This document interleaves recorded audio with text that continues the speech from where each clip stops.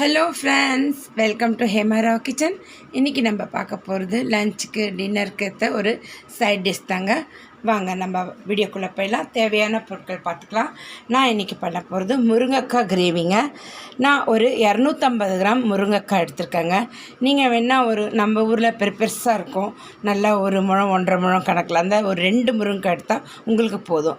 ஆனால் நான் வெயிட்டில் பார்த்தீங்கன்னா 250 கிராம் வாங்கி வச்சுருக்கேங்க. சரிங்களா? அதுக்கு தேவையான பொருட்கள்லாம் எடுத்து வச்சுருக்கேன். இப்போ நம்ம ஃப்ரை பேன் வச்சுருக்கேன், சூடாகிக்கிட்டு இருக்கு. அடுப்பும் பற்ற வச்சுட்டாங்க. நம்ம இப்போது ஒரு 2 டேபிள் ஸ்பூன் வேர்க்கடலை வறுத்துக்கலாங்க. அதே மாதிரி 2 டேபிள் ஸ்பூன் நான் எள்ளு எடுத்து வச்சுருக்கேங்க, அதுவும் வறுக்கணும். இது கொஞ்சம் சூடாகட்டும், வறுக்கலாம். அதே மாதிரி 2 டேபிள் ஸ்பூன் தேங்காய் போட்டுக்கலாங்க, எடுத்து வச்சுருக்கேன். இப்போது அதுக்கு தேவையான ஒரு கரம் மசாலாவும் எடுத்து வச்சுருக்கேங்க. 3 ஏலக்காய், 1 பட்டை, 4 லவங்கம், ஒரு 1/2 டீஸ்பூன் மெழுகு எடுத்து வச்சுருக்கேங்க. இதெல்லாம் நம்ம வறுத்துக்க போகிறோம். இப்போ அரைக்கிறதுக்கு நான் இந்த ஒரு 3 குட்டி தக்காளி எடுத்து வச்சுருக்கேன். நீங்கள் வேணால் பெருசாக இருந்தால் 2 போட்டால் போதுங்க உங்களுக்கு. நான் குட்டியாக இருக்கிறதுனால 3 எடுத்து வச்சுருக்கேன். சரிங்களா? அதையும் நம்ம இதை கட் பண்ணி போட்டுக்குவோம். அது வறுப்படுறதுக்குள்ளே இதையும் அரைச்சி சைடு பை சைடு இதெல்லாம் செஞ்சுக்கலாம். நம்ம பாருங்கள், இதை அரைச்சி போட்டுக்கலாம். அதே மாதிரி 3 வெங்காயமும் குட்டியாக தாங்க இருக்குது, அதனால் 3 எடுத்து வச்சுருக்கேன். நீங்கள் என்ன பண்ணுங்கள்,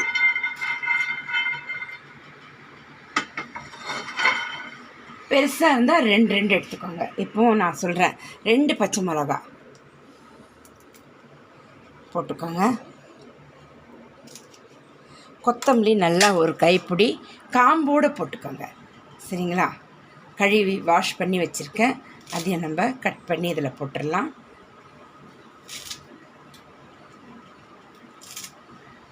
இதுக்கு மெயினே இந்த கொத்தமல்லி தாங்க. நல்லா கொத்தமல்லி நல்லா தண்டோடு கழுவி வாஷ் பண்ணி போட்டுக்கோங்க. சரிங்களா? இதை நம்ம அரைச்சிட்டு வந்துடலாம். ஒரு ஓரம் வைக்கலாம், அரைச்சிக்கலாம். இப்போது இதை பார்த்துக்கலாம்.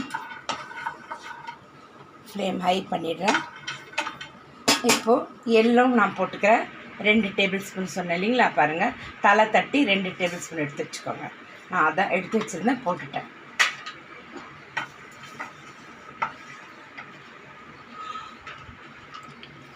இந்த ட்ரை மசாலா கரம் மசாலாவும் நம்ம சேர்த்துக்கலாங்க. நல்லா கொஞ்சம் எல்லாம் வாசனை வர அளவுக்கு ஃப்ரை பண்ணிக்கோங்க. அதே மாதிரி தேங்காயும் 2 டேபிள் ஸ்பூன் தாங்க. நான் பொடிசாக கட் பண்ணி வச்சுருந்தேன், போட்டுக்கங்க. உங்கள்கிட்ட ட்ரை கோகோனட் இருந்தால் கூட போட்டுக்கோங்க, இல்லை பச்சை தேங்காய் இருந்தாலும் போட்டுக்கோங்க. எது இருக்கோ அதை சேர்த்துக்கோங்க. இதை கொஞ்சம் இப்படி நல்லா வாசனை வர அளவுக்கு வறுத்துடலாங்க. எள்ளு கொஞ்சம் கோல்டன் கலர் ஆகும்போது நம்ம ஸ்டவ் ஆஃப் பண்ணிடலாம். அவ்வளோதாங்க.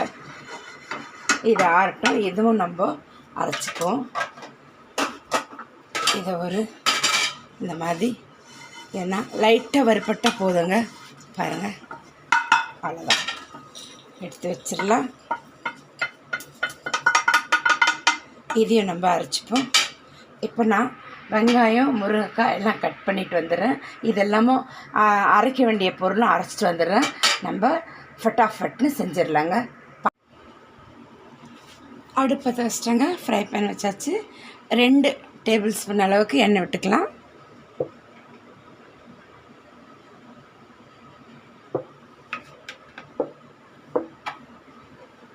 நல்லா சூடாகிடுதுங்க ஃப்ரை பேன். ஒரு 1/2 ஸ்பூன் சீரகம் போட்டுக்கலாம்.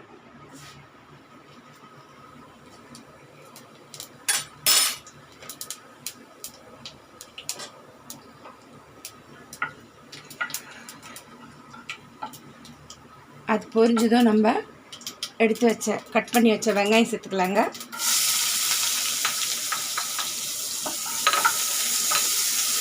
அதுலேயும் நம்ம ஒரு 4 இனுக்கு கருவேப்பிலை போட்டுக்கலாங்க.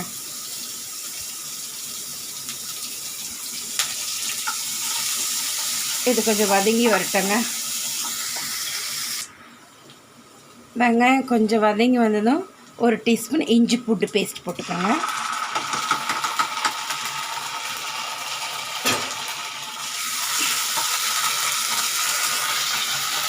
இதுவும் கொஞ்சம் வதங்கட்டுங்க ஒரு செகண்ட்.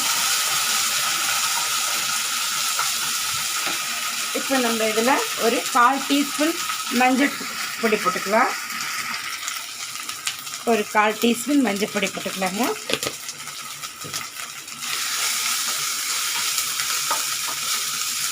இப்போ நம்ம அரைச்சி வச்ச தக்காளி, கொத்தமல்லி, பச்சை மிளகாய் அதை சேர்த்துக்கலாங்க.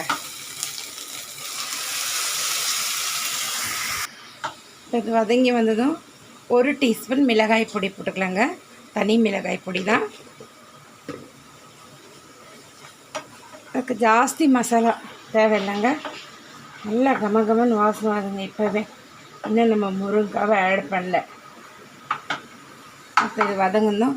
நான் நல்லா கட் பண்ணி முருங்கைக்காய் நல்லா வாஷ் பண்ணி வச்சுருக்கேங்க. சேர்த்துக்கலாம்.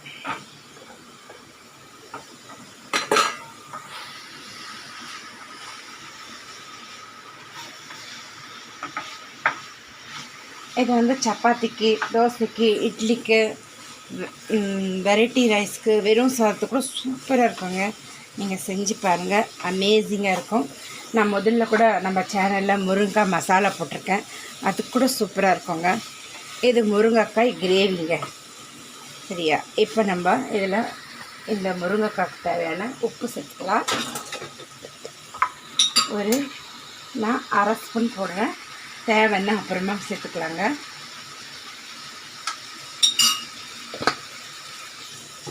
இப்போது சிம்மில் வச்சு இது நல்லா கொஞ்சம் வதங்கிட்டங்க. அப்புறம் நம்ம இந்த மசாலா அரைச்சி வச்ச மசாலா தண்ணியெல்லாம் ஆட் பண்ணலாம். இப்போ நான் ஸ்லோ பண்ணிடுவேன். இப்போ இதை ஒரு மூடி போட்டு இன்னும் தண்ணியில் நம்ம ஆட் பண்ணல, அப்புறம் ஆட் பண்ணலாம். வதங்கிட்டங்க. 5 நிமிஷம் ஆகிடுதுங்க. சிம்மிலே வச்சு பாருங்கள். ஓப்பன் பண்ணிக்கலாம்.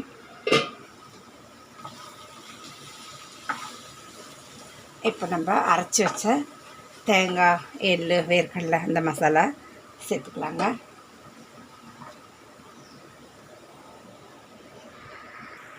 இப்போ ஃப்ளேம் ஹை பண்ணிட்டேங்க. இப்போ மிக்ஸி ஜார் கழுவின தண்ணியும் ஊற்றிக்கலாங்க.